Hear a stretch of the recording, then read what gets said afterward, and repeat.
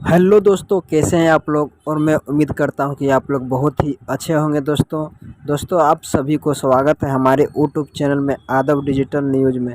दोस्तों आप देख रहे हैं ये वीडियो बना रहा है वो भाई का नाम है महेश पांडे, जो आज पहुंच चुके हैं जमशेदपुर, जहां खेसारी लाल यादव जी का मुरब्बा जो सॉन्ग है वो करीब 3 मिलियन के लगभग चला गया उसका व्यूज़। और उसका आज इवेंट है तो वहीं पे सब पहुँचे हैं। आप लोग देख सकते हैं कितना खतरनाक सजावट किया गया है। अभी कुछ ही देर में खेसारी भाई वहाँ पे आने वाला है। आप लोग तब तक देखिए इसका सजावट। और दोस्तों हमारा एक रिक्वेस्ट है आप सभी से कि अगर मुरब्बा सॉन्ग आप लोग नहीं देखे हैं तो प्लीज़ जाके देखिए और उस गाने को ज़्यादा से ज़्यादा प्यार सपोर्ट कीजिए। और नया वीडियो लेकर आ रहा हूँ अभी खेसारी भाई का जमशेदपुर में, जो मतलब बहुत इंटरव्यू होगा, बहुत यूट्यूबर भी आए हैं वहाँ पे।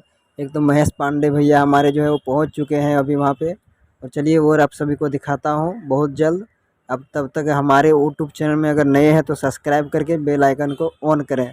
नया वीडियो तुरंत आप सभी के बीच आने वाला है कुछ ही देर में।